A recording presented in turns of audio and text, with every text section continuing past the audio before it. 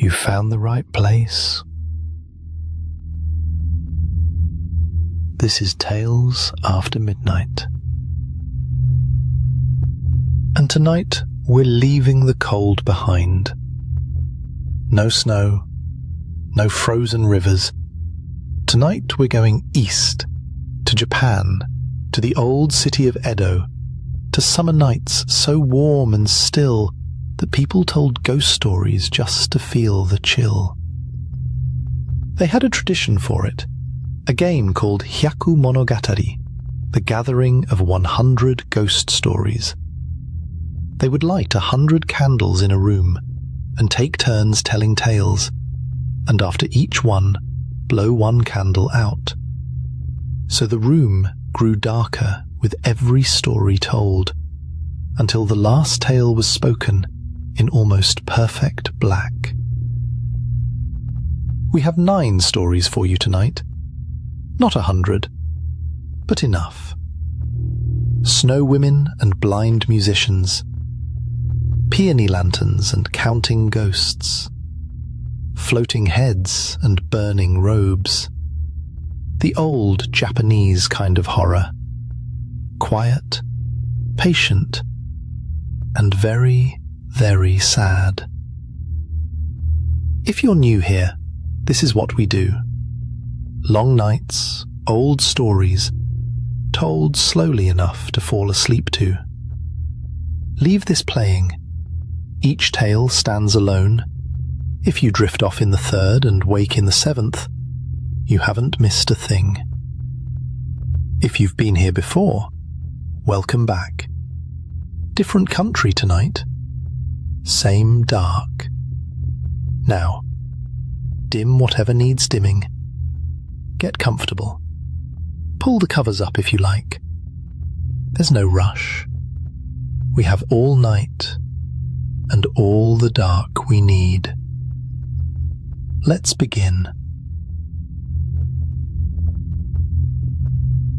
Our first story tonight comes from Japan, from a village west of the old capital, where the winters come down heavy and white off the mountains, and the rivers freeze at the edges, even when the middle keeps running black underneath. This is one of the oldest ghost stories in that country.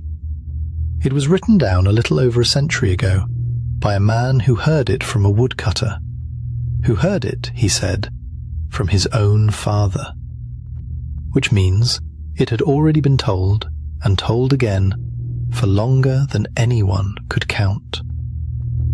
That is how the best ones survive. Someone tells it low, by a fire, and it is passed on like a coal cupped in 2 hands, carried carefully so it does not go out. Let it be carried to you now. There is no hurry. The night is long, and the snow outside, wherever you are, is only weather. There were once 2 woodcutters.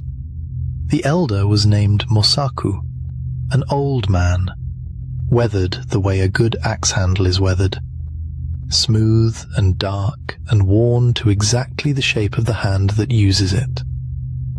The younger was his apprentice, a boy named Minokichi, 18 years old, quick, gentle, with the kind of open, unguarded face that made people trust him before he had said a word. Every day, the 2 of them crossed a wide river by ferry to reach the forest where they cut their wood, and every evening they crossed back the same way, tired, their loads on their backs, the light going grey and then gone behind the hills. It was steady work. It was a good life, as such lives went. One evening in the deep of winter, the 2 of them started for home and found the weather had turned against them. A wind came up that cut through their coats like water through a net, and snow began to fall. Not gently, but in a driving, slanting sheet that erased the path in front of their feet. By the time they reached the ferry landing, The ferryman was nowhere to be found, and the boat sat empty and useless on the far bank, and the river ran high and black between them and home. There was nothing to be done, no crossing that river tonight. So, the two of them found the ferryman's hut, a small thing of woven reeds and old wood standing near the bank, and they went inside and pulled the door shut against the wind, and settled in to wait out the storm. There was no fire to be had, no lamp, only the two of them, and their coats pulled tight, and the sound of the blizzard working at the walls. At first they talked, the way tired men talk when there is nothing else to do, about the wood they'd cut, about the spring to come, about small and ordinary things. But the cold pressed in, and the talk thinned, and before long old Mosaku had fallen asleep, worn out, breathing slow and even in the dark corner of the hut. Minokichi lay awake a while longer, listening to the wind, listening to the old man's breathing, listening to the river moving somewhere out there under the ice. And at some point, without quite meaning to, he slept too. He woke to snow on his face. The door had come open. Cold was pouring into the hut like water into a cup, and there was a whiteness in the doorway that was not the same whiteness as the snow behind it. A woman was kneeling over old Mosaku, all in white, her robe the colour of the storm itself, her long hair loose and dark against it, and she was bent low over the sleeping man, breathing on him, just breathing. Slow and steady, the way you might breathe on a window to fog the glass. And her breath was white, and it hung in the air like smoke, and wherever it touched old Mosaku, the colour went out of him. Minokichi tried to cry out, and found he couldn't move at all. Not his voice, not his hands, not so much as a finger. He could only lie there, frozen in every sense of the word, and watch. The woman finished with the old man, and old Mosaku did not stir again. Not ever. And she turned, slowly, on her knees in the snow that had drifted across the floor, and looked at the boy. She was beautiful. Minokichi would remember that for the rest of his life, however long that life turned out to be. That even with his master dead an arm's length away, even with the cold of her closing over him like water over a stone, he could not help but see how beautiful she was. White-skinned, dark-eyed, her face very close to his now, and utterly without cruelty in it. Not cruelty, something closer to sorrow. She leaned over him the way she had leaned over the old man, and he felt her breath begin, cold beyond any cold he had known, cold enough to still a heart. And then she stopped. I intended to treat you as I treated the old man, but I cannot help feeling some pity for you. You are so young. You are a pretty boy, Minokichi, and I will not harm you now.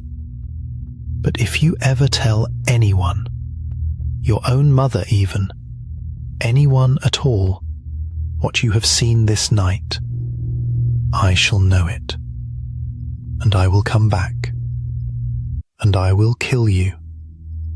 And then she rose and passed through the open doorway, out into the white roar of the storm, and was simply gone, the way a held breath is gone once you let it out.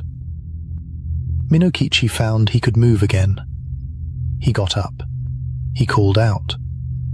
There was no answer, because there was no one left to answer him. Old Mosaku lay exactly where he had fallen asleep, quite still, quite cold, his face wearing the mild, faraway look of a man who had simply stopped, the way a clock stops, without struggle, without a mark on him anywhere. The storm blew itself out before morning. The ferryman came back with the light, and Minokichi carried the news home alone, and said only that the old man had died of the cold in the night, which was true, as far as it went. He said nothing else.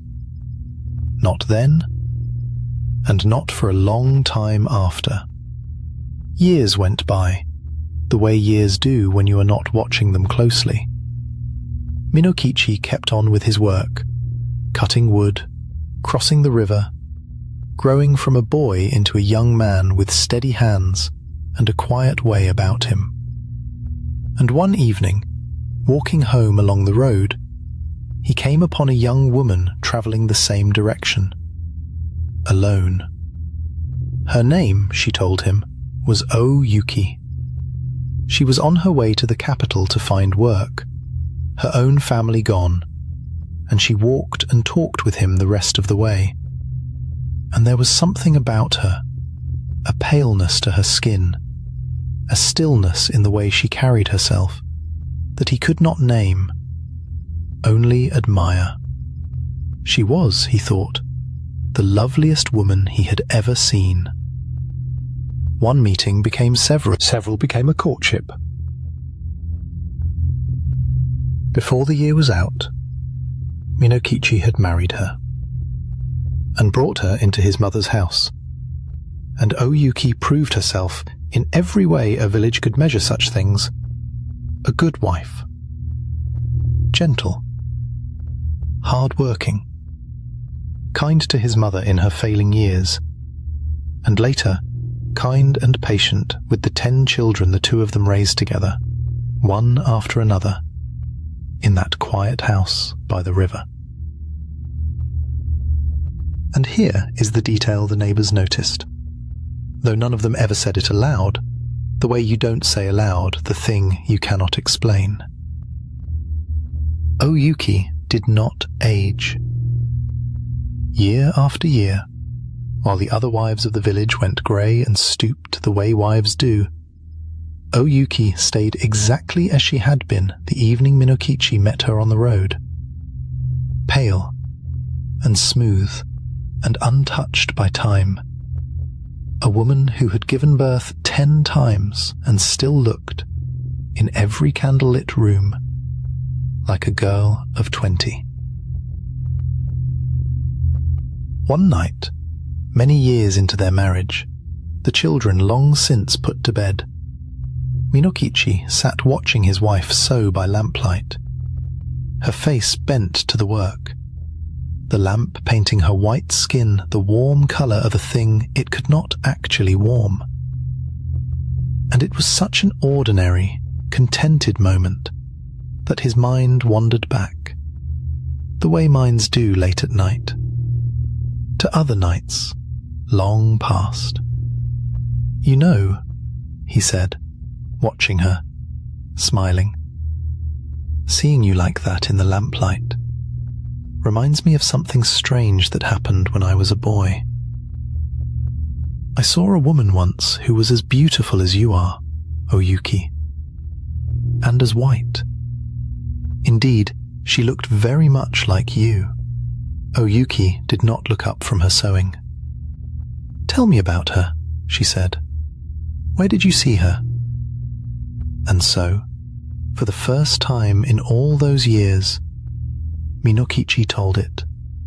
The ferry, the storm, the hut by the river, old Mosaku asleep in the corner, and the woman in white who had knelt over the old man and breathed the life out of him, and knelt over the boy he had been, and, for reasons he had never understood, spared him.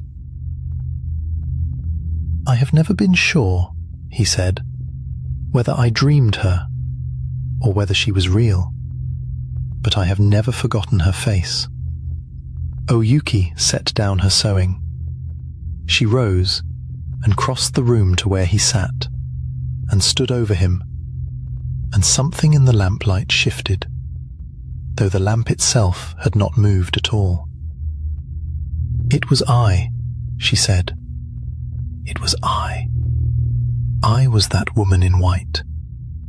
And I told you then that I would kill you if you ever spoke one word of that night to anyone as long as you lived.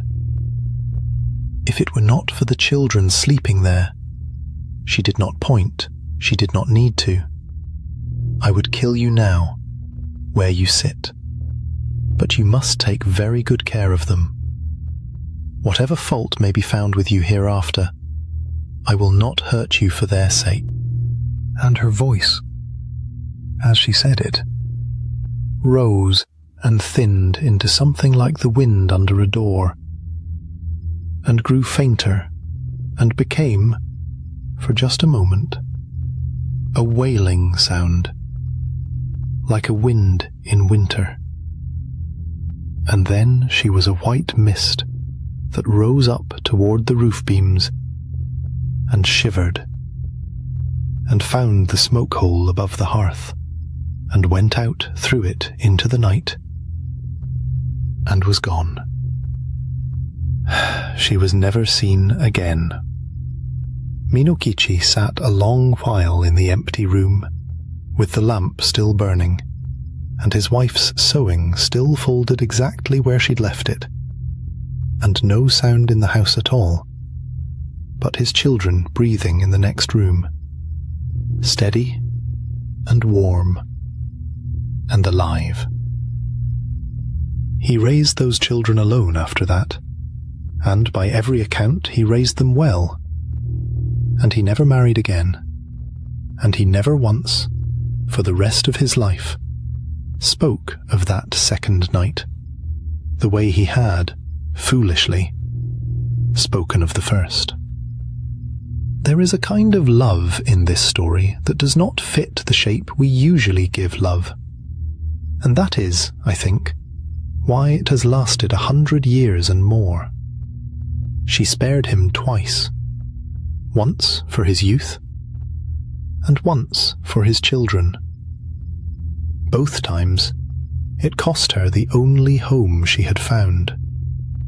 The horror in this story was never her breath, or her whiteness, or the cold. The horror is that love and warning can live in the very same sentence, and that keeping a promise and breaking one can both be done without a single unkind word. Somewhere, perhaps, on a night when the snow is coming down slant and hard, she is still out there in it, moving between the trees, pale as the drifts themselves. But that is a long way from here. Your room is warm. Your door is shut against the weather. And whatever you might have said once to someone in a moment you didn't think mattered, that is old snow now, melted long since, gone down into the ground. Rest. There are more stories to come before the candles are out. No hurry at all. This next story comes from Japan as well, from a narrow strait of water called Dan no Ura, where the sea runs fast between dark cliffs. It is a beautiful stretch of coast. Fishermen still work it, and travellers still pass along the road above it, and almost none of them speak of it as anything but scenery. But under that water, a very great deal of history is resting. Let yourself sink down now. Let the shape of the room around you go soft at the edges This is a long story, and an old one, and there is nowhere you need to be before it is finished. Many centuries ago, two great clans fought for the soul of Japan. The Heike, also called the Taira, and their rivals, the Genji. The war between them went on for years, battle after battle, until it came, at last, to the water at Dan no Ura. There, in the narrow strait, the last fleet of the Heike met the Genji ships and was destroyed. Utterly destroyed. Not merely defeated, ended. The Heike Emperor was a child, a small boy carried in his grandmother's arms, and when the battle turned, and there was no more hope of it turning back, she took him to the rail of the ship and told him there was a capital under the waves, a finer one than the one on land, and she stepped into the sea with him and did not come up again. The women of the court followed her. The warriors followed after that, in their armor, which does not float. An entire civilization went down into that narrow water in a single afternoon. And the sea, they say, never quite let them go. Fishermen came to speak of strange fires low over the strait on moonless nights, of a sound of oars where no boat was, of small crabs pulled up in the nets with markings on their shells that looked, if you held them a certain way, uncannily like the scowling face of an angry samurai. They call them Heike crabs to this day. The dead, it was said, had not gone quietly. They had gone under still angry, still grieving, and they had not stopped being an army. Not far from the strait, a temple was built, and a graveyard beside it, to give the drowned clan a place on land to be prayed for. Stone markers, row on row, for the emperor and his generals, and all the rest, standing quiet among the trees. And it is at that temple that our story truly begins. There lived, at this temple, a blind man named Hoichi. He had been blind from childhood, but he had one extraordinary gift, which was the biwa, a 4-stringed lute, played with a great carved plectrum, and used for centuries to accompany the chanting of long, epic poems. And the poem Hoichi knew best, the poem he had given his whole life to, was the tale of the war between the Heike and the Genji, the tale of Dan no Ura itself. He was, by all accounts, magnificent at it. When he came to the account of the battle, the oars, the cries, the child emperor going down into the water in his grandmother's arms, listeners said it did not feel like a performance at all. It felt like the dead speaking through him. Grown men wept. The old priest of the temple, who had taken Hoichi in and treated him almost as a son, would sometimes have to leave the room. Hoichi lived simply at the temple, in a small room off the main hall, and made his modest living reciting for anyone who asked. And he was, in his quiet, blind way, content. One hot summer night, the priest was called away to perform a funeral, and took his one attendant with him, leaving Hoichi alone at the temple. Hoichi sat outside his room in the warm dark, practicing on his biwa, waiting for the priest to return. And he heard footsteps, heavy ones, deliberate, coming up the garden path toward him, with the particular weight of a man in armor, though Hoichi, being blind, could only hear the sound and not see what made it. A voice called his name. "Hoichi!" "I am here," said Hoichi, a little startled, because the voice had the flat, formal grandeur of a samurai's, and no samurai came calling at that temple after dark. "I come," the voice said, "on behalf of a person of very high rank, who is presently staying near this place, with a distinguished company. My lord wishes to view the famous scenery of Dan-no-Ura, and having heard of your skill in reciting the tale of that battle, commands that you come and perform before him tonight." Now, you must understand, this did not strike Hoichi as strange. Great lords travelled through that country, and it was not unheard of for one to send a retainer for a musician on short notice. So Hoichi rose and took up his biwa, and let the samurai's iron hand take his own and guide him out into the dark. He was led a long way, down paths, through gates, and at last he heard the samurai say, "We are here," and a woman's voice bid him enter, and Hoichi stepped out of his sandals and up into what he understood from the space and the hush and the rustle of very fine silk all around him, to be a great hall, crowded, utterly silent, waiting on him.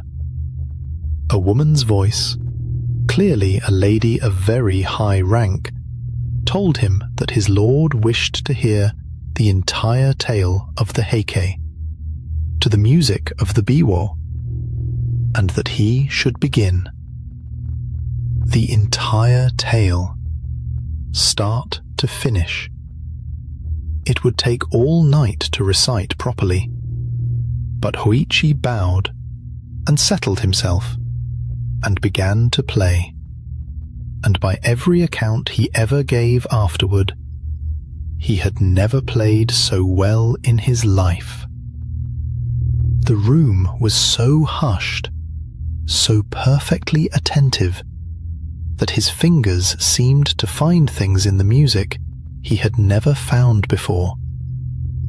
And when he came, deep in the night, to the great final battle, the child emperor, the drowning court, the whole world of the heike going down together into the strait, he heard, all around him in the dark, a sound of weeping, loud, unrestrained, a whole roomful of people, weeping without shame at a story they knew far, far too well.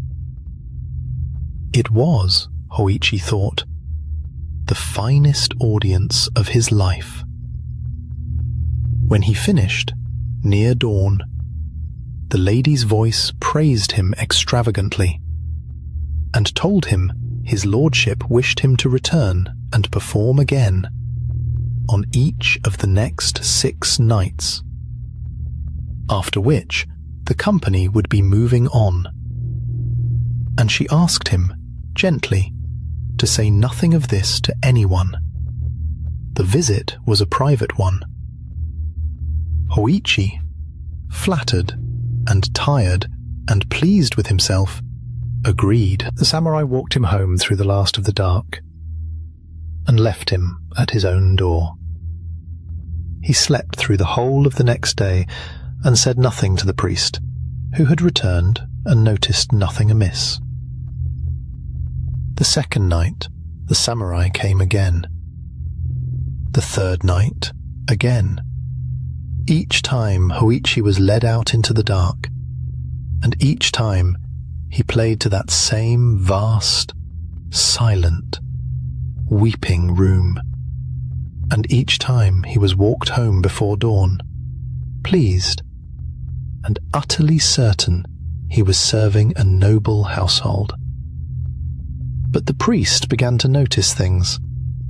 Hoichi looked thinner, greyer, He slept badly through the days and vanished silent into the grounds each night, and would not say where.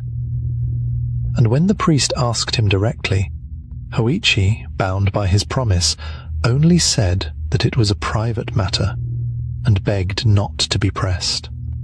This is the part of the story where the honor starts to curdle. The priest, uneasy, told his servants to follow Hoichi, quietly, the next time he went out. And that night, in a driving rain, under a sky with no moon in it at all, the servants watched Hoichi rise from his room, take up his biwa, and walk out alone into the storm. Alone. Not led by anyone. Walking with perfect confidence, in the pouring rain, in the pitch dark, toward the old temple graveyard. They followed him with a lantern, fighting the wind, and what the lantern showed them, when they finally caught up, made them drop it. Hoichi was sitting alone in the rain, among the gravestones of the drowned Heike court, playing his biwa with his whole heart, to no one. No hall, no silk, no weeping company, only the stone markers of the dead, rain running down their old carved names, and above each one, a small, ghostly fire, burning without heat, hovering where a mourner's face would be. And Hoichi, rain-soaked, eyes closed as they always were, played on and sang the death of the child emperor to an audience of the emperor's own bones. The servants dragged him home. He did not understand, at first, why they were shouting, or why they wept, or why they would not let him go back for his biwa. It was only inside, dry, shaking, with the old priest's hand on his shoulder, that they made him understand what had actually been listening to him. Night after night, for a week. Not a lord, not a lady, not a household passing through. The whole drowned court of the Heike, risen out of the strait and out of the ground, to hear their own end sung to them one final time. The priest told him, very gently, that this could not go on.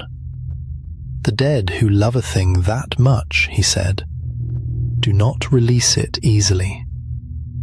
Each night Hoichi went to them. He went a little further from the living, and one more night, perhaps only one more, would be enough to keep him there entirely. So the priest made a plan. He and his attendant would cover every inch of Hoichi's body, his arms, his chest, his back, his legs, his face, his hands, with the text of a sacred sutra written out in careful ink, character by character, until not one bare patch of skin remained. The sutra, the priest explained, would make him invisible to the dead.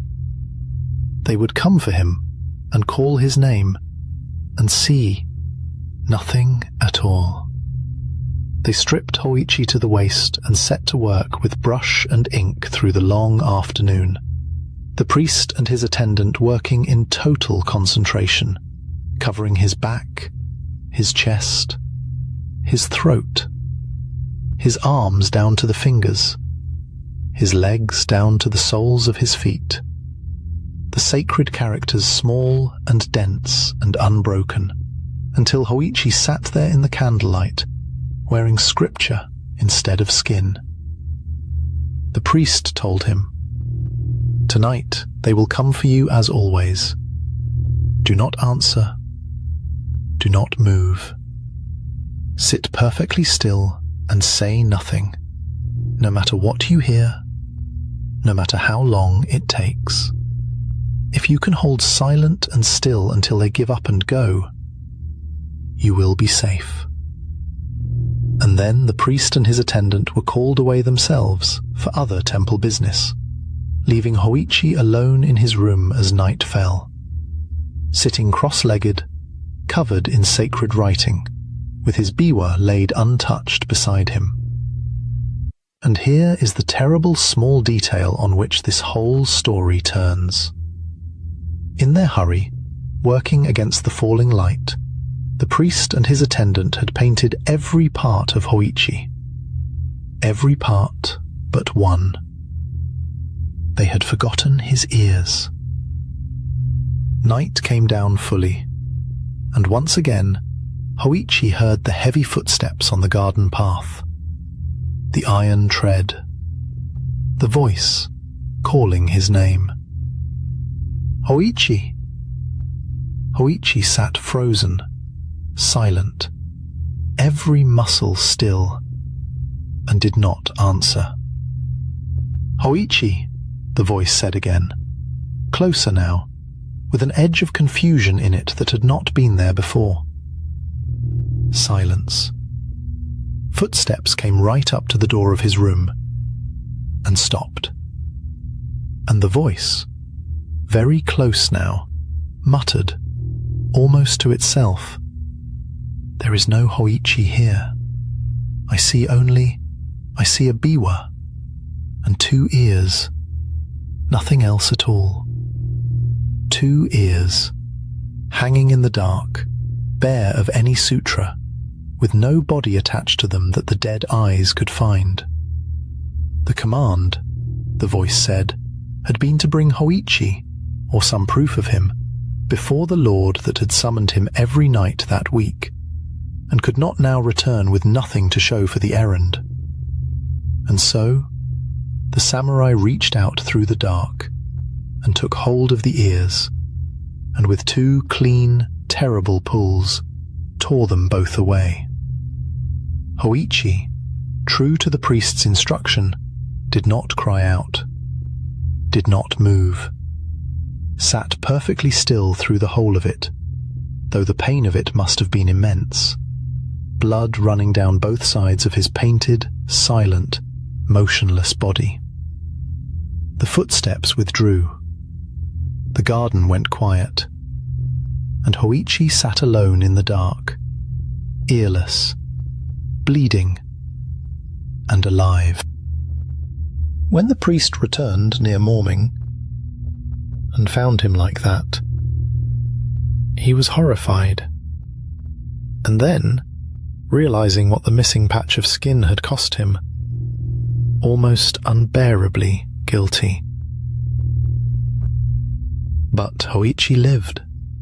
The wounds healed, in time, though of course nothing grew back, and the dead never came for him again.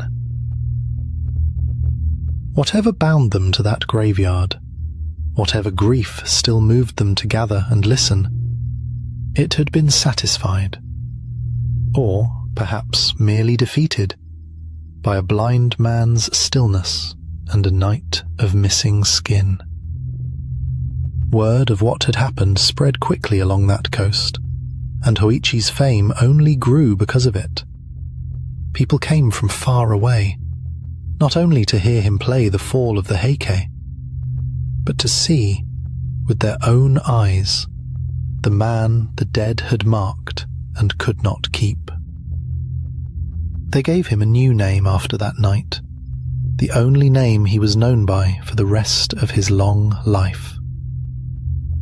Hoichi the Earless. He is said to have prospered, in the end, grown comfortable, even, on the strength of his strange fame. But he never again agreed to play that particular tale after dark, without a great many candles lit, and someone he trusted close beside him. And the strait at Dan no Ura, they say, is quiet now. Mostly. The fishermen still speak, sometimes, of small fires low over the water on moonless nights. But no one goes looking for them anymore. Let that story settle over you now, like the tide going out. The dead in it only ever wanted to be heard one more time, and that, in its way, is a very gentle kind of haunting, as these things go. You are not sitting in the rain among old stones. There is no ink drying on your skin. Your ears are your own, and no one is coming up the path outside tonight. Rest now. The tide is going out, and it is taking the story with it. There is a season in Japan called Obon. 3 days in high summer, when the doors between the living and the dead are said to stand open. Lanterns are lit to guide the ancestors home. Small fires are floated down rivers to guide them back again. For 3 days, the dead are guests in the houses of the living, and no one thinks it strange to leave a light burning for someone who is not, strictly speaking, still alive. This is a story about a man who left his light burning a little too long. His name was Ogiwara Shinojo, a young samurai of no great fortune, living alone since his wife had died. He was not old, he was not unhandsome, but he had the particular stillness of a man who has stopped expecting anything good to happen to him, and has made a kind of peace with that. He tended his small garden. He wrote poems he showed no one. He waited, without knowing he was waiting, for something to change. It changed on the first night of Obon. He was sitting on his veranda in the blue dark when he heard footsteps on the lane. Soft, unhurried, the particular rhythm of a woman's sandals. And then he saw the light. A lantern, carried low, shaped like a peony in full bloom, paper petals glowing amber around the candle inside. It swung gently as it came, and behind it walked 2 women. One was a maid, carrying the lantern. The other was the most beautiful woman Shinojo had ever seen. She wore a summer kimono, the color of the last light before dark. Her hair was long and unbound, the way a woman wears it only at home, or in mourning. She walked past his gate slowly, as if in no hurry to arrive anywhere, and as she passed, she turned her head and looked directly at him. Shinojo did not remember standing up. He only remembered that a moment later he was at the gate, and she had stopped, and was smiling at him, as though she had been hoping he would come. "You are awake late," she said. "So are you," he said. "It is a warm night," she said. "Too warm to sleep." Her name, she told him, was Otsuyu. The maid was called Yone. They were staying nearby, she said, visiting family for the festival. It was a small lie, and Shinojo did not know yet that it was a lie, and would not have cared if he had. He invited them in for tea. They stayed until the lantern had burned low, and when Otsuyu finally rose to leave, she paused at the door and said, very simply, "I will come again tomorrow." She did. Every night after that, as the temple bell struck the hour, Shinojo heard the soft rhythm of sandals on the lane, and saw the peony lanterns glow rounding the corner, and his whole body would loosen with relief, the way a held breath finally lets go. They talked until dawn. They read poems to each other. They lay together as the candle guttered low, and Otsuyu would trace the line of his jaw with one finger and tell him that she had never in her life, or in her death, though she did not say that part, felt anything like this. It was, by every account, a real love. Not an enchantment forced on him, not a trick played by something wearing a woman's face. Shinojo knew, somewhere in him, in the part of the mind that keeps working even when the heart has stopped listening to it, that something about these visits was wrong. The women arrived only after dark. They left before first light. Otsuyu's skin, when he held her, was cool in a way that summer nights should not allow. He noticed. He did not want to know. A neighbor began to worry about him. An old man who lived 2 doors down, who had known Shinojo since he was a boy, and who noticed that the young samurai had grown thin and pale and slow in his movements, like a man walking through water. He noticed that Shinojo no longer came out during the day. He noticed the dark hollows gathering under his eyes, the way a man looks when something is being taken from him, a little at a time, every single night. So one evening, after the temple bell had rung and the lane had gone quiet, the old man crept to Shinojo's house and knelt by the gap in the sliding door and looked in. He saw Shinojo lying on the futon, eyes closed, an expression of perfect, helpless peace on his face. And he saw what Shinojo held in his arms. Not a woman, a skeleton. Bones, yellowed with age, dressed in the remains of a burial kimono, the fabric rotted through in places to show the ribs beneath. No flesh, no skin, no warmth that any living hand could have felt. And yet Shinojo held it the way a man holds a woman he loves, gently, with his face pressed against where a shoulder would have been, murmuring something the old man could not hear. The old man did not scream. He did not wake him. He backed away from the door on his hands and knees and went straight to the temple and told the priest everything. The priest was not surprised.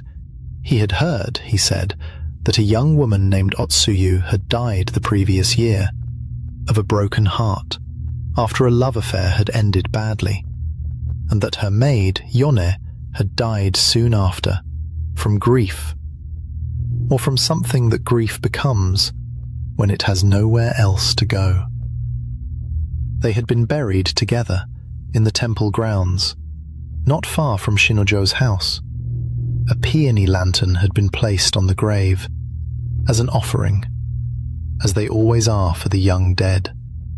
The priest went that same night and wrote sacred charms, strips of paper marked with protective sutras, and placed them over every window, every door, every gap where the dead might slip through. He placed one final charm around Shinojo's neck and told him plainly what he had been sleeping beside. Shinojo was horrified. Of course he was horrified. He thanked the priest. He meant it, in the moment, with his whole trembling body. That night, the footsteps came again. The lantern's glow rounded the corner as it always did, and then it stopped, at the gate, because it could go no further. Shinojo. Her voice, through the paper walls, sounded exactly the way it always had. Soft, warm, full of a longing that made his chest ache to hear it. "Why have you shut me out?" she asked. "Did I do something to wrong you? I only wanted to see you. I only wanted to be where you are." Shinojo sat with his back against the door, on the inside, the charm cold against his throat, and wept. and did not answer, and did not open the door. This went on for many nights. IMG1 recall not needed. Instead, every night, the lantern came. Every night, it stopped at the barrier the priest had built, and every night, her voice came through the door. Not angry, never angry, only sad, only patient, asking the same question in different words. Why won't you let me in? Why won't you let me love you? I have nowhere else to be.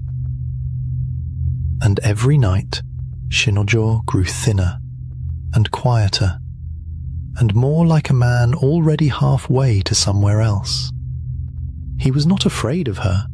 That was the thing the neighbor could never make him understand, and the thing the priest, for all his sutras, never fully grasped either.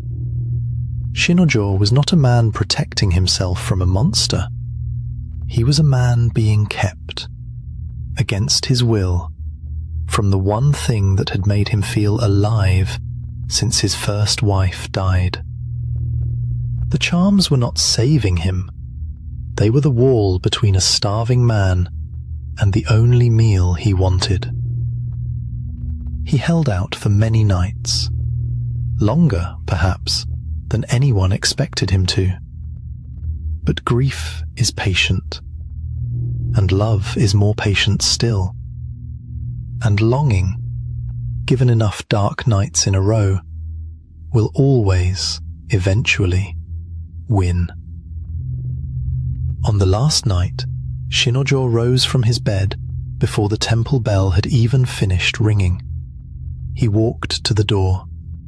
He heard her voice, close as it had ever been, saying his name the way she always had, like it was the only word she still remembered how to say. Shinojo. And he reached up, with a steadiness that surprised even him, and tore the charm from around his own neck. He went to the windows next, then the door. Every strip of sacred paper, every ward the priest had so carefully placed, he pulled down with his own hands, one by one, until there was nothing left standing between his house and the lane outside. The door slid open. She was there, exactly as she had always been.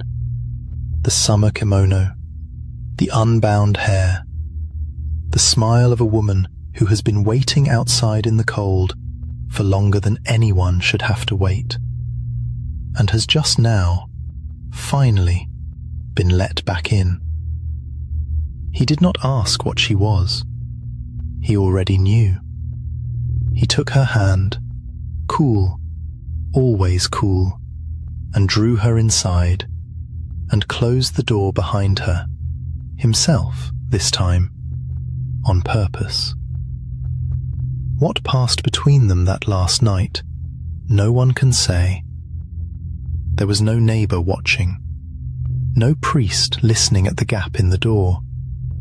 Only the two of them, and the peony lantern burning low on the floor beside the futon, its paper petals glowing amber, the way they had on the very first night he ever saw her walk past his gate.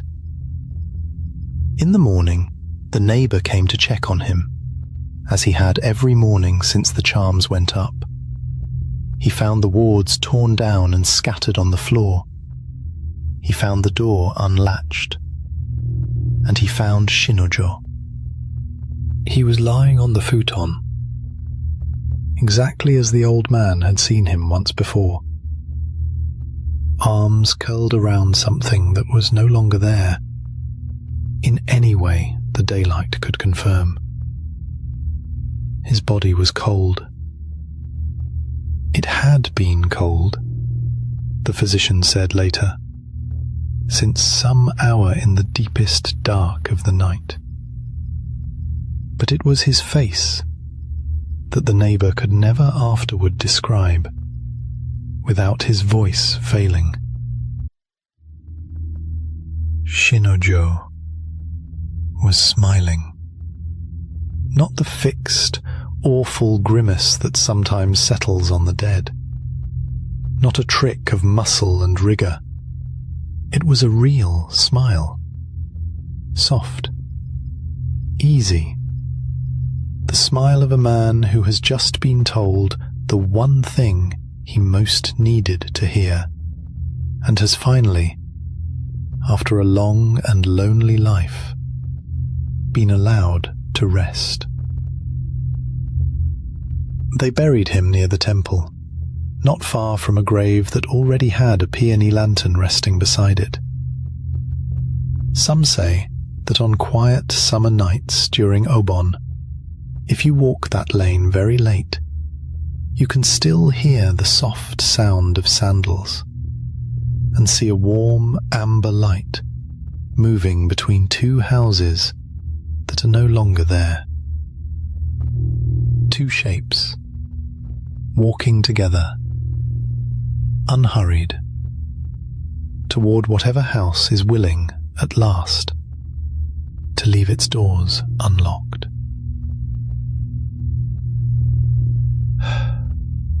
It is not always monsters that undo us.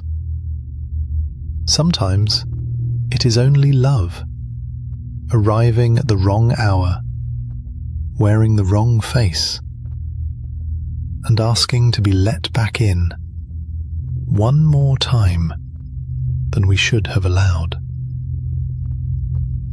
Sleep now. And if you hear footsteps on the lane tonight, soft and unhurried, carrying a small, warm light, don't get up.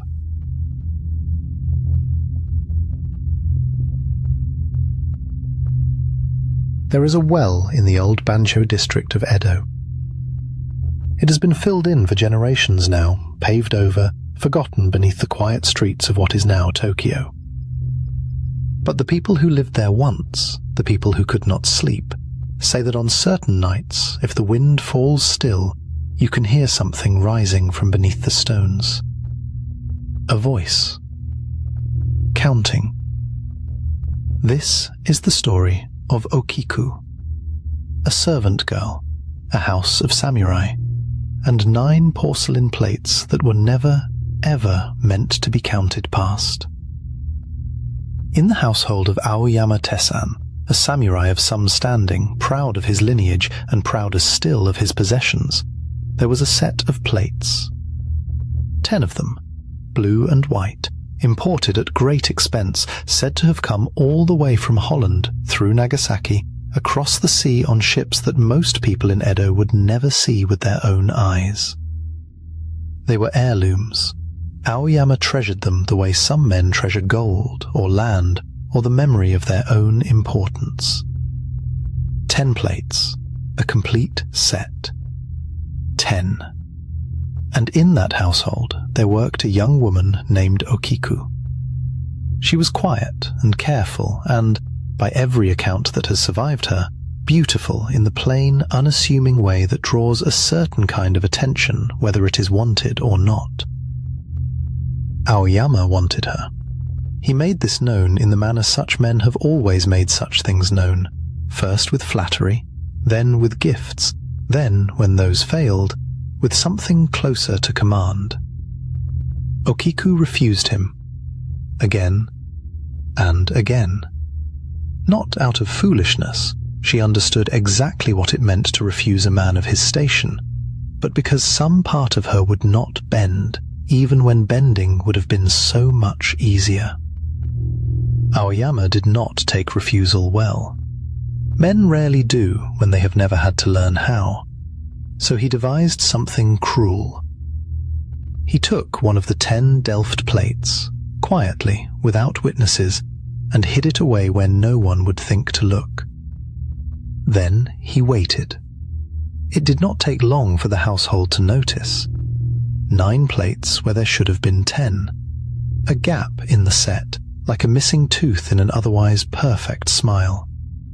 And when the search turned up nothing, when every cupboard and drawer and storeroom had been emptied and still the 10th plate could not be found, suspicion, carefully, deliberately steered, settled on Okiku. The punishment for losing something so precious, something so irreplaceable, was death. Aoyama knew this. He had counted on it. He came to her that night with an offer dressed up as mercy. "Become mine," he said, "and I will forgive the missing plate. No one need ever know." She refused him a third time. What happened next depends on who is telling it. In some tellings, Aoyama's rage finally broke its banks entirely, and he seized her and threw her down the well behind the house, into the black water where the moon could not follow. In others, the gentler, sadder versions, Okiku went to the well herself. Not out of guilt over a plate she had never touched, but because she understood, with a clarity that must have been its own kind of horror, that there was no path left open to her that did not end in shame or death. She chose the well on her own terms, if terms is even the right word for a choice that was never really a choice at all. Either way, the water closed over her, and Bancho was quiet again. For a while. It began a few nights later.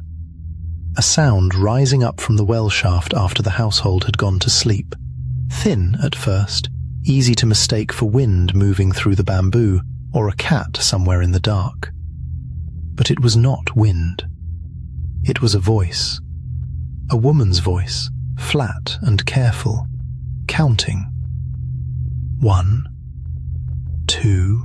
Servants woke in their rooms and lay rigid beneath their blankets, listening. Aoyama himself heard it. Of course he heard it. The well was steps from his own chamber, and told himself the first night that it was nothing. A trick of the water, an echo. 3, 4. The voice was patient. It never rushed. Each number arrived exactly the same distance from the last, as though something down in that darkness had all the time that ever was, and intended to use every second of it. 5, 6. By now no one in the house was pretending to sleep. They lay in the dark and they counted along with her, helplessly, the way you cannot stop yourself from finishing a sentence someone else has started. 6 plates. 6, and 4 more to go before the number was whole again, before the set was, in whatever sense a dead woman's arithmetic could make it, complete. 7, 8, 9, and then nothing. Not silence. Worse than silence. A held breath stretched past the point where breath should end, the whole night leaning forward into the gap where the 10th number should have been. And when it became clear once again that it would not come, that it never came, the well gave up a shriek, a sound with no plate count and no meaning left in it at all, just grief with the last of its patience burned away. It went on for longer than any human throat should have been able to sustain it. Then it stopped, all at once, and the courtyard was only a courtyard again, and the well was only a well. This happened the next night, and the next, 1 through 9, patient and exact, and then that shriek where 10 refused to be. Aoyama stopped sleeping. Servants began to leave the household one by one, unwilling to spend one more night within hearing of that well. The story spread through Edo the way such stories do, quietly at first, and then not quietly at all, until Aoyama Tessan, master of a fine house and a complete set of plates that was no longer complete in any sense that mattered, was a broken man listening every night for a number that could never arrive. Some accounts say the guilt itself unmade him. Others say it was simpler than guilt, that a mind can only stretch so many nights toward an ending that keeps refusing to come, before something in it just gives way. It was a wandering monk in the end who did what no apology and no exorcism had managed. He had heard the story on the road into Banchor, a well, a servant girl, a count that never finished, and he came to the house and asked only to sit near the well through the night. The household, past the point of refusing any offer of help, let him. The counting began as it always did. 1, 2, 3. The monk sat with his eyes closed and his hands folded, and did not flinch. 4, 5, 6, 7, 8, 9, and in the silence that followed, the terrible, stretching silence where the shriek always came, the monk's voice rose up instead, calm and clear over the well's black mouth. 10. There was no shriek that night, only the sound of water settling far below, the way water settles when something long restless finally lies still. Okiku's voice was not heard from the well again. Whatever had kept her tethered to that unfinished number, whatever needed the count to be whole before it could let go, was, at last, given what it needed. Not justice, exactly. Aoyama was never punished by any hand but his own unravelling mind. But something quieter than justice. Completion. The number 10, spoken once, by someone who asked for nothing in return. They say the well was filled in not long after. The house changed hands, changed again, and eventually the whole district was rebuilt so many times that no one alive could point to the exact spot with any certainty. But if you are ever in Tokyo, late, in one of those old, quiet neighborhoods where the modern city seems to thin out for a moment, and if the night falls very still, listen.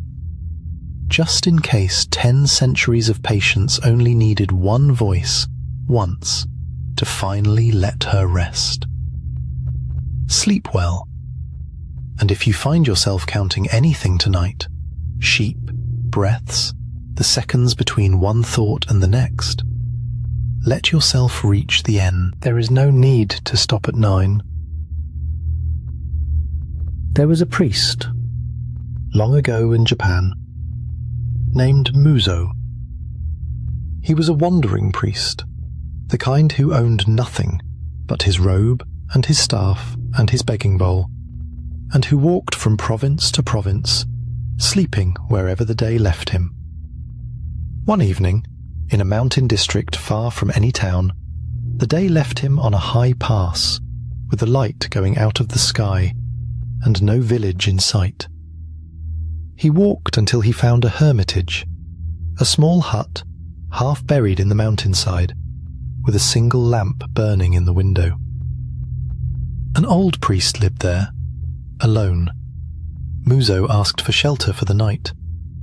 The old man refused, not unkindly, almost sadly. He said his hut had no comfort to offer a guest, no food, nothing fit for hospitality. He told Muzo there was a village, not far down the mountain, where he would find a house that would take him in. And so Muzo thanked him and went on, down through the dark trees, to the village. He found the house the old priest had spoken of, but when he asked for shelter there, something strange happened. The headman of the house grew quiet. Then he explained. A man had died in the village that very day. By custom, the body would be left alone through the night, in a house apart from the others, with offerings set beside it. Everyone in the village, every single soul, would leave the settlement entirely and sleep elsewhere until morning. Muzo asked why. The headman would only say that it was safer that way, that something came on nights like this for the dead, and that no one who valued their life stayed near the body until dawn. Muzo, being a priest, and being unafraid, or telling himself he was unafraid, offered to keep the vigil himself. He would sit with the body. He would recite the sutras over it. It was, after all, his work. The villagers did not argue with him. They seemed, if anything, relieved. They showed him to the house where the dead man lay, left the offerings burning beside the body, and departed, every last one of them, into the night. Muso sat down beside the corpse. He began to chant. The candle burned low. The offerings, rice, fruit, a little sake, sat untouched on their small table. Outside, the mountain was utterly silent.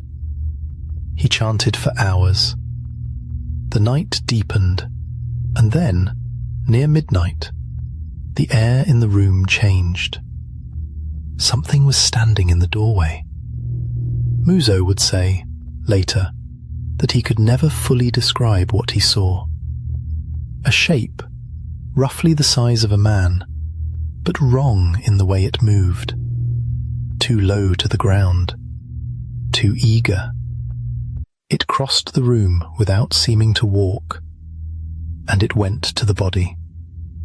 It ate the offerings first, the rice, the fruit, the sake, all of it gone in moments, devoured with a hunger that had no patience in it at all.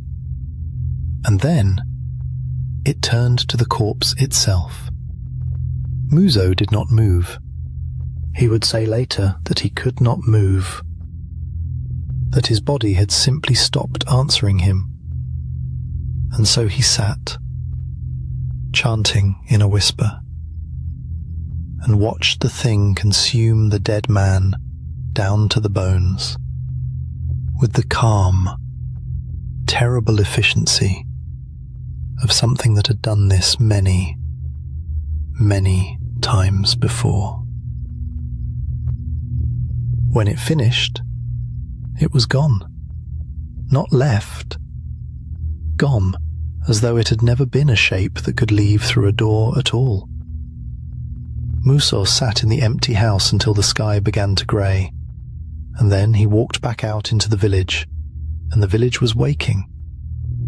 And no one asked him what he had seen, because they already knew.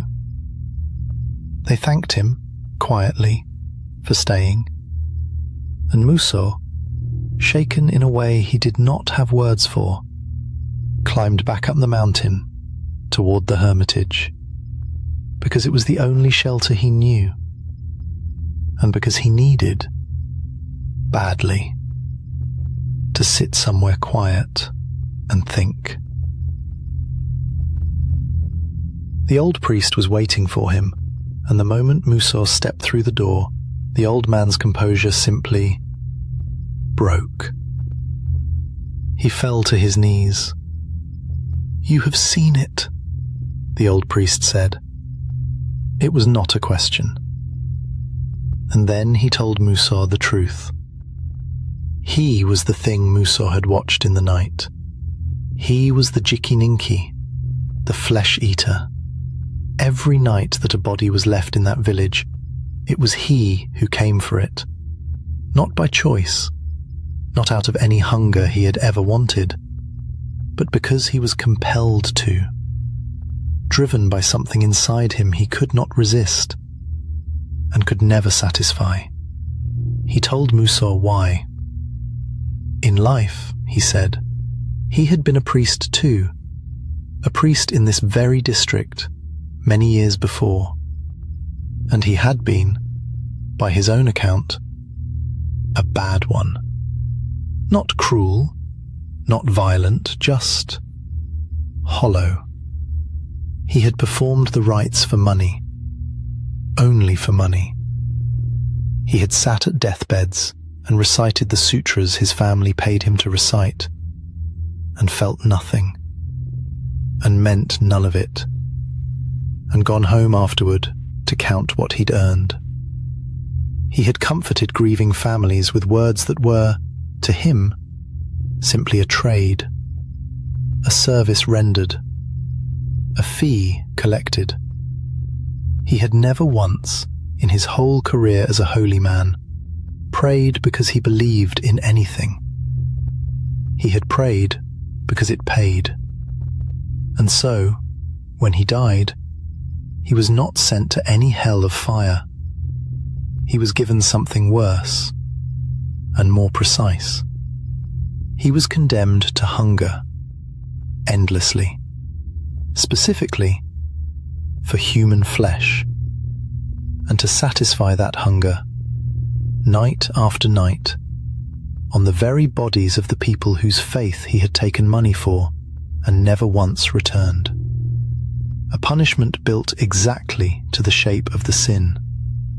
He had fed on people's trust his whole life. Now he fed on their bodies. He begged Musou, on his knees, an old man weeping in a mountain hut, to pray for him, to say the rites, properly, with real devotion, the kind he himself had never once given, so that he might finally be released. And as he spoke these words, the hut began to come apart. Not burn, not collapse, simply unmake itself. The walls thinned like smoke, the lamp guttered and dissolved mid-flame.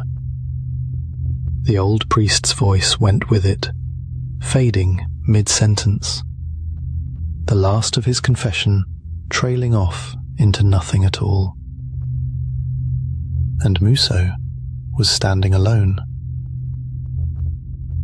Not in a hermitage, not on a mountainside with a hut and the lamp and an old man kneeling before him. He was standing in an open field, in the grey light just before sunrise, with the dew soaking through his sandals, and nothing around him for a long distance in any direction. Except one thing. Beside him, half sunk into the earth, and worn soft by rain and centuries, stood a single old grave. No hut had ever stood there. No lamp had ever burned in a window that did not exist. There had never been an old priest to refuse him shelter. There had only ever been this. A grave, and a field, and something old and unhoused and ashamed that had needed just once to be heard. Musou prayed there, they say, for a very long time. And that is the story of the Jikininki. Not a monster in the dark, though there was one. The real haunting was never the hunger. It was the confession. The old man on his knees, admitting what he had let himself become, one small dishonesty at a time, until there was nothing sincere left in him at all. That is worth sitting with before you sleep. Not the flesh-eater, the shame underneath it. In Kyoto, a long time ago, there lived a swordsman. He was not a great man. He was not a rich one either. But he had a wife. She wove for a living, sat at the loom from morning until the light failed, and the sound of the shuttle going back and forth was the sound of their whole life together. She never complained.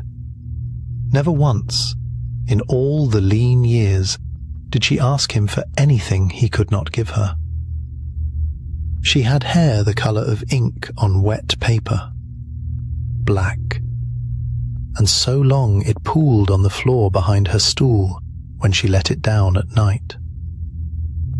He used to watch her comb it by lamplight and think that whatever else he lost, whatever else the world took from him, he would always have that.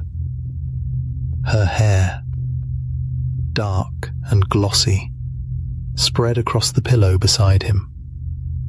But poverty does something to a man's pride. It was not that he stopped loving her.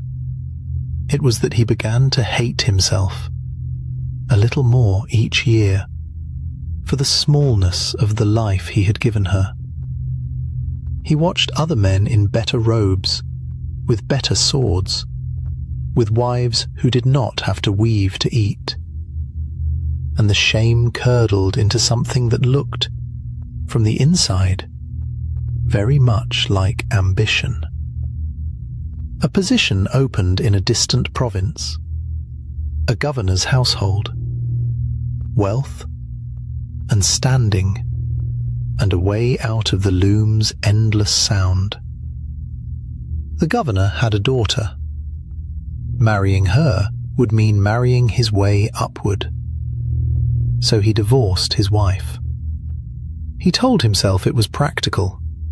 He told himself she would understand. And in a way, she did. She did not weep in front of him. She only bowed and said that she hoped he would be happy, and that the house would be here if ever he needed it. He did not think he would need it. The new marriage was everything the old one was not. Silk instead of homespun, servants instead of silence. But the new wife was cold in the way that money is cold, correct, and distant, and utterly without warmth. She did not weave. She did not wait for him at the door. She managed him the way she managed the household accounts. He told himself he would grow used to it. He did not. Years went by that way, comfortable and empty and long. He rose in the governor's favor. He wore better robes, and at night, lying beside a wife who slept like a closed door, he found himself thinking of a sound he used to fall asleep to. A shuttle going back and forth, in a small house in Kyoto. He thought of her hair. He thought of it more than he thought of anything else. Black and glossy, spread across the pillow in the lamplight, and the particular stillness of her face when she slept, as if even her dreams were patient. The regret did not arrive all at once. It arrived the way rust arrives, slowly, quietly, until one day the thing it has been eating is hollow all the way through. 5 years passed, then most of 5 more, and one autumn, with no warning he could name even to himself, he resigned his post, left the province, and rode for Kyoto. He told himself he only wanted to see the house, to see if it still stood. That was all. That was not all. The road into the old quarter was longer than he remembered, and the city had changed around it. New roofs, new faces, a whole decade of other people's lives laid over the streets he used to know by heart. But the house, when he found it, was exactly where he had left it. And there was a light in the window. He stood in the road for a long moment, his heart going harder than it had any right to, before he crossed the garden, overgrown now, the gate hanging on one hinge, and slid open the door. She was at the loom. She looked up, and it was as if no time had passed at all. Her hair was still black. Her face was still her face. Not older, not changed, just hers. She rose from the stool, and she did not ask him where he had been, or why he had come back, or what had become of the other wife. She only said his name, and then she wept. He fell to his knees in front of her, and the shame came out of him in a way it never had before. Not as excuses, not as reasons, just as grief, plain and unguarded. He told her he had been a fool. He told her that every comfort he had bought with her happiness had turned to ash in his hands. He told her he loved her, and had never stopped, not for a single night in all those years. I am sorry. I am so sorry. She forgave him instantly, not slowly, not with conditions, not the way people forgive when they want you to know what it cost them. She simply forgave him, the way water forgives a stone for having disturbed it, closing back over, smooth as if the wound had never been anything more than a ripple. "You are home now," she said. "That is all that matters."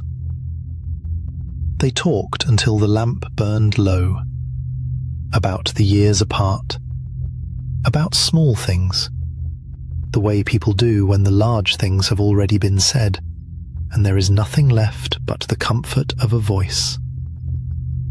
She told him the house had been hard to keep. He said it did not matter. He would mend it. He would mend everything. She smiled at that, a tired, fond smile, and said that mending could wait until morning. They lay down together. He had forgotten. Or perhaps he had simply never let himself remember. All those cold years in the governor's house. What it felt like to lie beside someone who wanted nothing from him but his presence. Her hair spread across the pillow between them, black and glossy in the last of the lamplight, exactly as it always had. He reached out and touched it once, gently, the way you touch something to make sure it is real. I am home, he thought, and he slept the deepest sleep of his life. He woke to cold light and the sound of wind moving through something that should not have had gaps for wind to move through. He opened his eyes.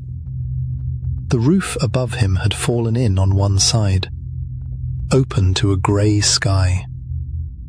The walls were black with rot, the paper screens hanging in strips, soft and furred with mildew. Weeds grew up through the floorboards where the loom had stood. The whole house smelled of wet ash and years. Not one night's disuse. Years. He did not want to look beside him. He looked beside him. She was a skeleton. Bone the colour of old ivory. The shape of her still curled toward him the way she had fallen asleep. Her robe had rotted into the shape of her, a soft grey ruin over the bone. But her hair was exactly as it had been. Black, glossy, spread across the pillow in a fan, not one strand out of place, not one strand touched by all the years that had eaten everything else in that room, down to rot and bone. It moved, very slightly, in the wind coming through the broken roof, the only living thing left in the house. The only part of her that had never let him go. He screamed.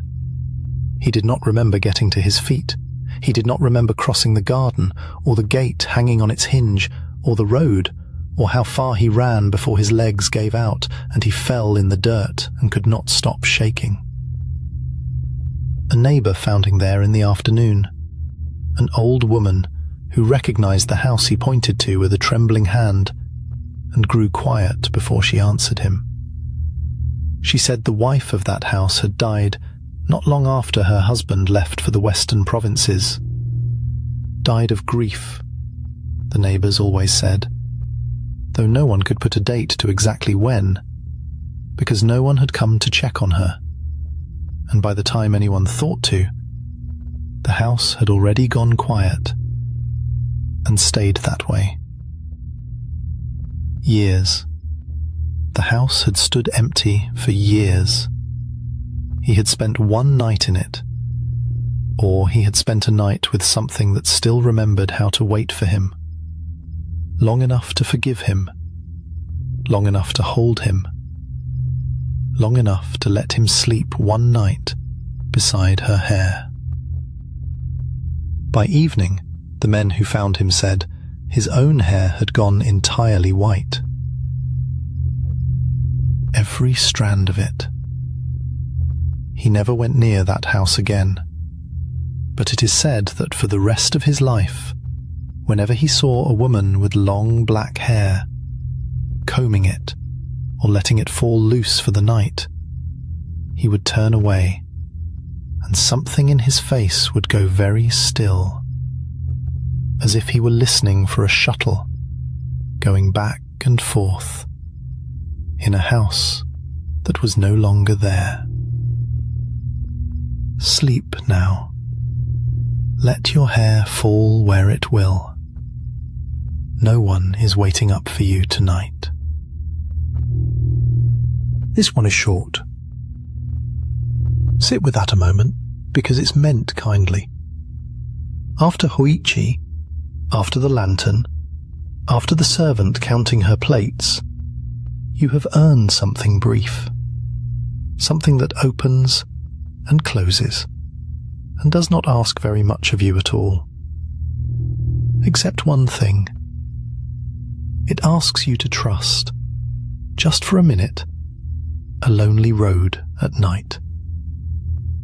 There was a merchant in old Tokyo, a practical man, the sort who carried his accounts in his head and did not believe in much beyond them. One evening he had business that kept him out late, and his way home took him along the Akasaka Road, beside the long, dark moat that ran below the embankment there. It was a road people avoided after dark, if they could help it.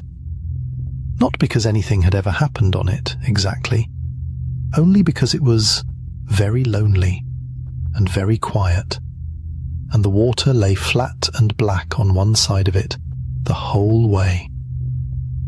He walked it anyway. He had no choice, and no particular fear. The night was still. No wind, no other footsteps. Just his own sandals on the packed earth, and the moat breathing its cold up at him from the dark, and the moon doing what it could with very little light to spend. And then, up ahead, he saw a woman.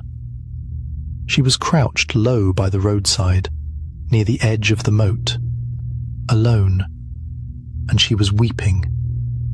Not loudly, a thin, private sort of crying, the kind a person does when they think no one is near enough to hear it. She wore a fine robe, young by the look of her shoulders, her figure, the way her dark hair fell.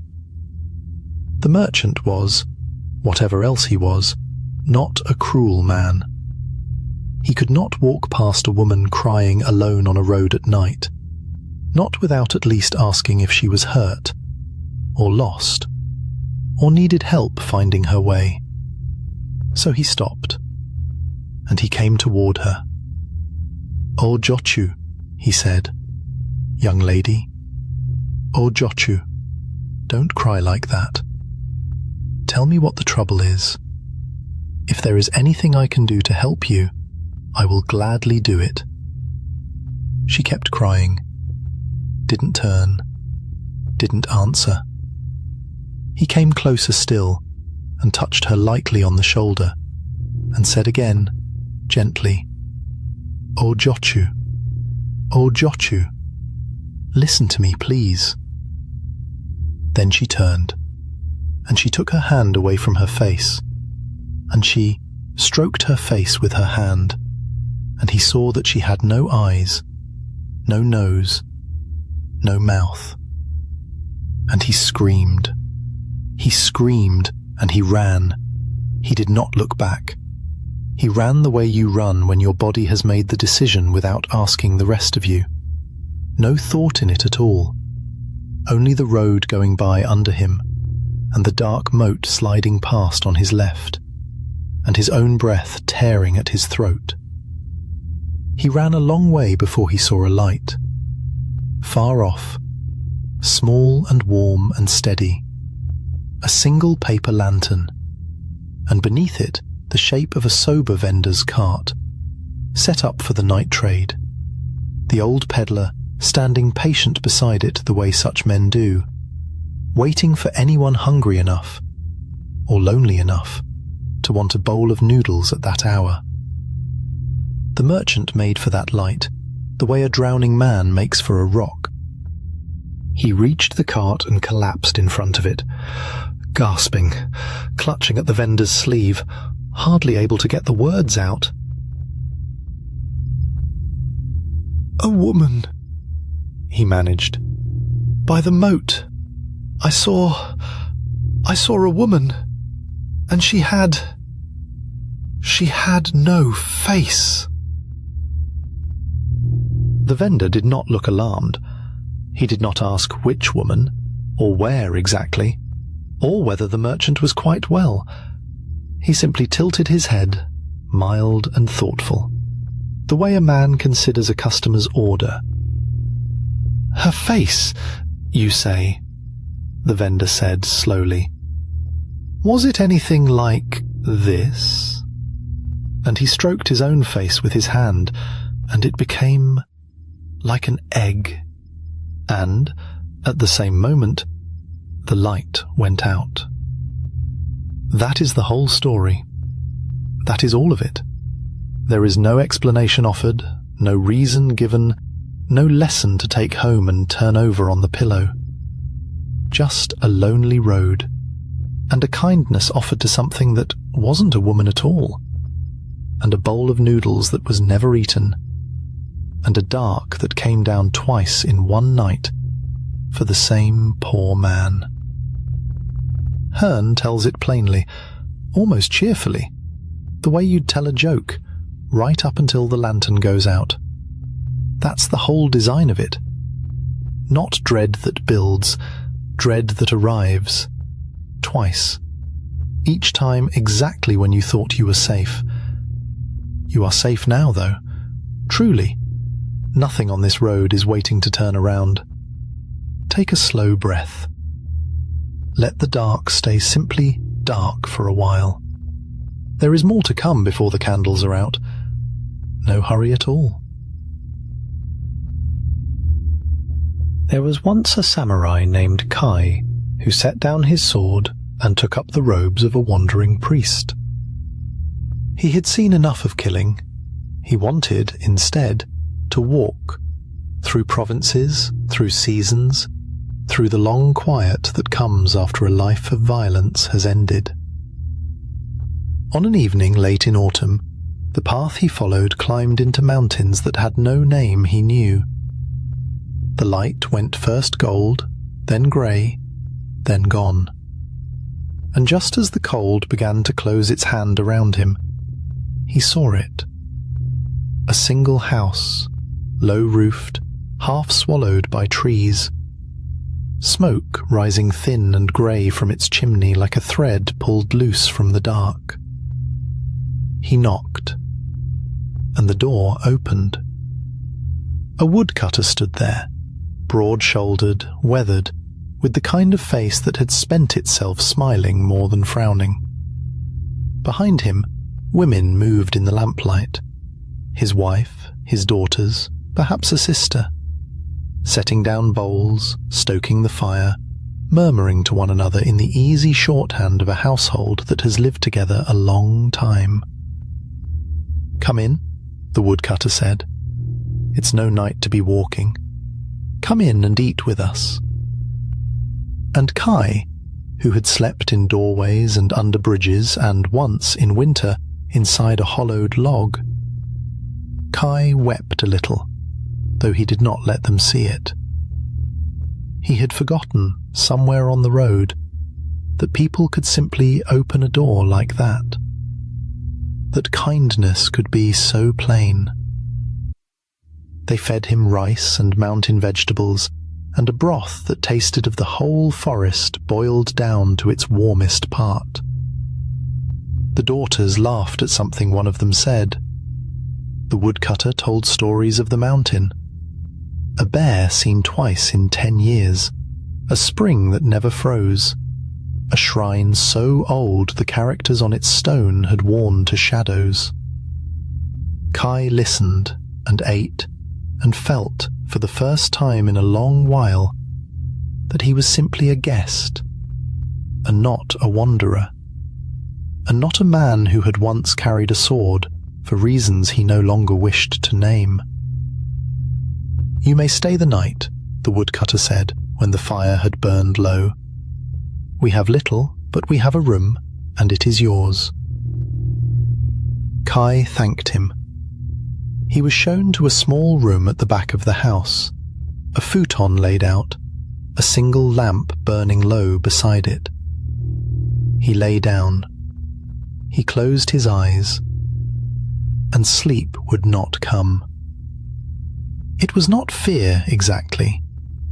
Not yet. It was only the old habit of a soldier's body, the part of him that had never fully unlearned how to listen to a house at night. Something in the quiet did not sit right.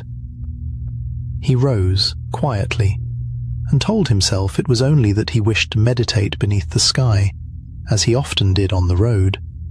Sit, breathe, let the night settle him. He slid open the screen at the back of the house and stepped into the garden. The moon was high and very white, and in its light, Kai saw the bodies of his hosts, the woodcutter, his wife, his daughters, lying scattered through the grass and along the veranda, each one asleep, each one utterly still, each one headless. And above them, drifting through the dark like lanterns cut loose from their strings, were the heads. They moved the way lily pads move on still water, unhurried, weightless, turning now and then as though nosing at some current only they could feel. Long, impossibly thin necks trailed beneath them, pale cords stretching back down into the grass where the sleeping bodies lay, tethered like kites on the longest string in the world. One head drifted low over the garden lamp, and its tongue, delicate, unhurried, reached out and licked at the oil pooled in the dish, the way a cat might lap at cream. Another glided among the low branches of a plum tree, hunting the last moths of the season, catching them mid-air with a small, precise, almost dainty motion. A third simply floated, turning slowly beneath the moon, its eyes half-lidded, as if it were only enjoying the cool of the night, the way anyone might step outside to enjoy the cool of the night. They did not look monstrous. That was the terrible part. They looked content. They looked like something that had waited all day inside a body for exactly this. This floating, this freedom, this small, quiet hour of being unburdened from the neck down. Kai understood then, standing very still in the shadow of the doorway, what kind of house he had wandered into. Rokurokubi. By daylight, human in every way. Kind, warm, capable of setting a table and telling stories about bears. But by night, the head loosens from the body like a knot slipping free, and rises, and goes wherever its hunger takes it. And he remembered, too. The old stories carried one more warning beneath them. If the head could not find its way back to its body before the sky lightened, the creature would die where it floated, severed forever from the shape it wore in daylight. Kai did not run. A soldier's mind does not run first. It calculates. And what he calculated was this. If he could keep even one body from being found by its head before dawn, that alone would be enough. He found the woodcutter's body first, still and heavy in the grass. Working fast, working silent, he dragged it behind a stand of rocks at the garden's edge and packed brush over it, and stepped back into the dark to wait. The woodcutter's head came drifting back across the garden as the sky began almost imperceptibly to pale at its eastern edge. It moved faster now, no longer idle, no longer content. It swept low over the grass where the body had lain, found nothing, and rose again, turning in tight, searching circles. Its face, Kai saw for the first time its face clearly, twisted from warm hospitality into something raw and animal and afraid. It found him instead. It came at him low and fast, jaw wide, and Kai threw up his arm. The head's teeth closed on the thick sleeve of his robe instead of flesh, and it clung there, snarling, thrashing, its long pale neck lashing behind it in the dark, like something torn loose from the bottom of a lake. He did not strike it. He did not need to. Behind them, the east had gone from grey to the palest rose, and the head's grip weakened even as it bit down harder, as though it understood exactly what was happening to it, and could do nothing at all to stop the hour from turning. By the time the first true light touched the garden, the thing hanging from his sleeve had gone still, no longer straining, no longer even warm. Kai lowered his arm and let it fall into the grass, and looked at it there in the honest light of morning. Only a head, ordinary and human and lifeless, its mouth still faintly open in an expression that might have been hunger, or might only have been surprise.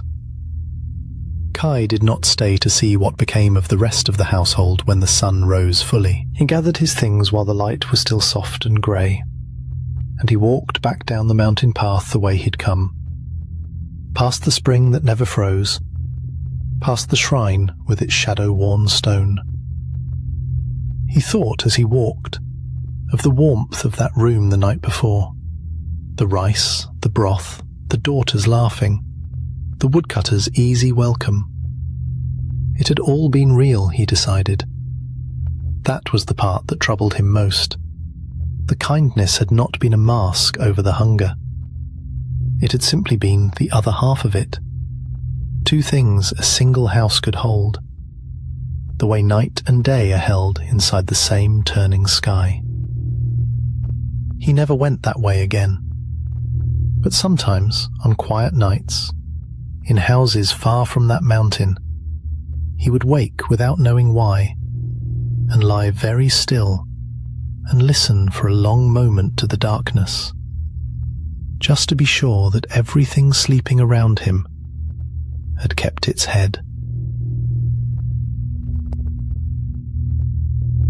In the old city of Edo, the city that would one day become Tokyo, there lived a merchant's daughter named Osame. She was 17, wealthy, sheltered, and she had never, in all her short life, felt what she felt on the night of the temple festival. The lanterns were lit in long red rows. Incense drifted over the crowd like a second twilight. And across the temple courtyard for just a moment, she saw him. A young man, beautiful in the particular way that undoes people, dressed in a robe of a certain pattern, a certain colour, a certain fold at the shoulder that she would remember for the rest of her life. Their eyes met. Neither of them spoke. Then the crowd moved, and he was gone. She never learned his name. She never saw his face again. But she could not stop seeing it in her mind. Every night, behind her eyes, when the house went quiet and there was nothing left to distract her from wanting him. So Osame did the only thing left to her. She had a furisode made, the long, trailing sleeves of an unmarried girl's finest robe, cut and dyed to match exactly what she remembered him wearing. The same pattern, the same colour, as close as memory and silk could bring her to a man she would never touch. She held it the way some people hold grief. She slept beside it. She spoke to it softly in the dark, as if the robe itself might answer. It never did.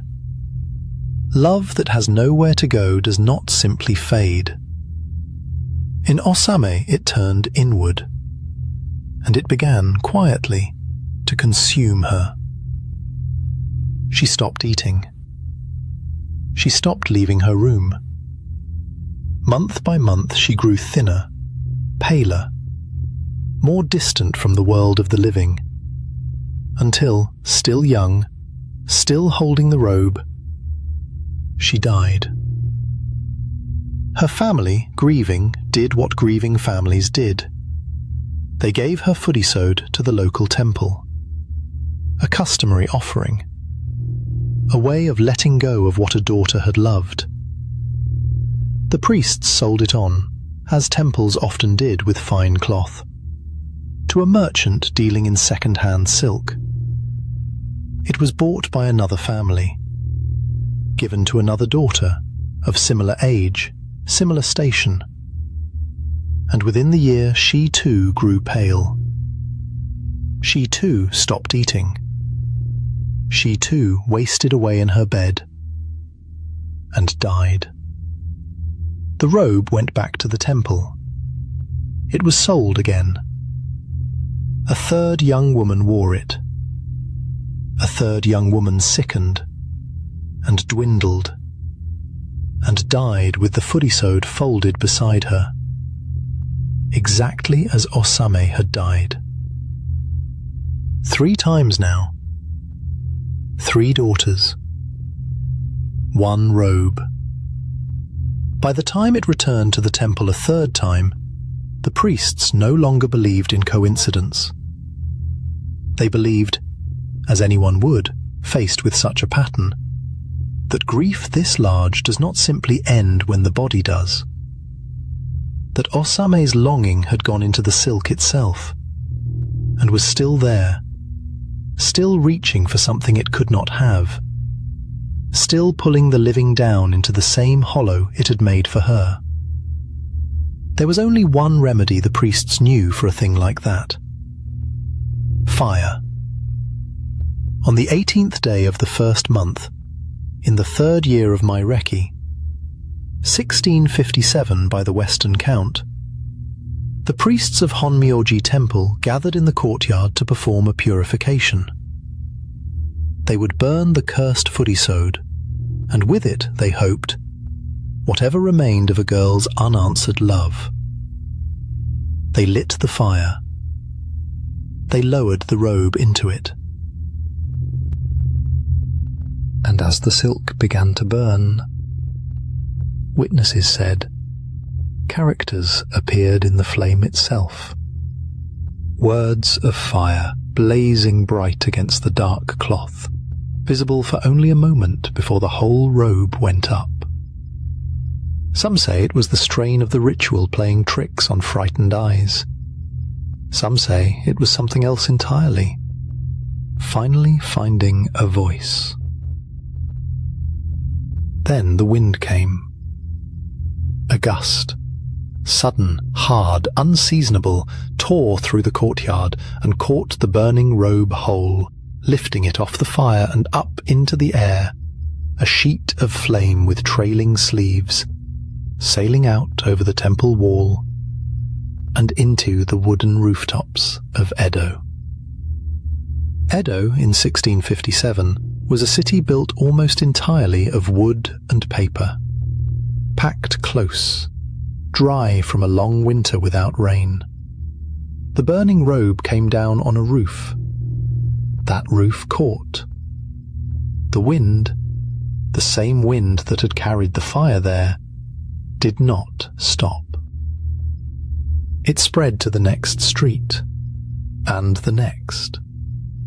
And within hours it was no longer one fire, but three, converging, feeding on a city that had no way to stop them. It burned for 3 days. When it finally died, smothered at last by falling snow, more than half of Edo lay in ash. Temples, castles, entire districts, simply gone. And somewhere between 100,000 and 108,000 people had lost their lives in what remains to this day one of the deadliest urban fires in recorded history. It is remembered now by 2 names. Formerly, historians call it the Great Fire of Meideki. But the people of Edo, in the years after, gave it another name, the name that survived in memory long after the ash had settled. They called it the Furisode Fire. Whatever truly started that blaze, a stray ember, an overturned lamp, the ordinary carelessness of a wooden city in a dry season, the story that took root was this one. A girl who loved too much, and too privately, and was never allowed to speak it. A robe that carried her longing from one dying girl to the next. And a fire that would not stay small, would not stay contained, would not stay a single sad story about a single lonely heart. The fire was real. The 3 days were real. The 100,000 dead were real. And the city that had to be rebuilt from nothing was real. Whether Osame's grief truly rode the wind that night, no one can say. But Edo burned. And somewhere in the ruins, if the old story is true, one girl's unanswered love had finally been heard. Sleep now. The fire is long out. The city was rebuilt, stone by stone, street by street, centuries ago. Whatever still travels on the wind tonight has no reason to stop here. Rest.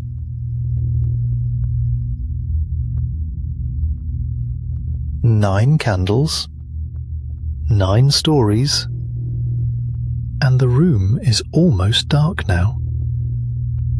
Tonight we met a snow woman who loved enough to leave, a blind musician who played for the dead and paid with his ears, a man who chose a ghost over an empty bed, a servant girl who counted to 9 forever, because no one would give her 10, a priest who ate what he should have prayed for, a wife who forgave everything, even from the grave, a faceless thing on a lonely road, heads that drifted free in the dark, and a girl whose love burned down a city. In Japan, they told these stories to cool the blood on summer nights, to trade the heat of the living world for the chill of the dead one. The dead in these stories are not monsters. They are people who were wronged, or who loved too much, or who simply could not let go. One candle left. Yours. You are warm. The door is locked. The ghosts are only stories, and the stories are done. Rest easy. Sleep well. Good night.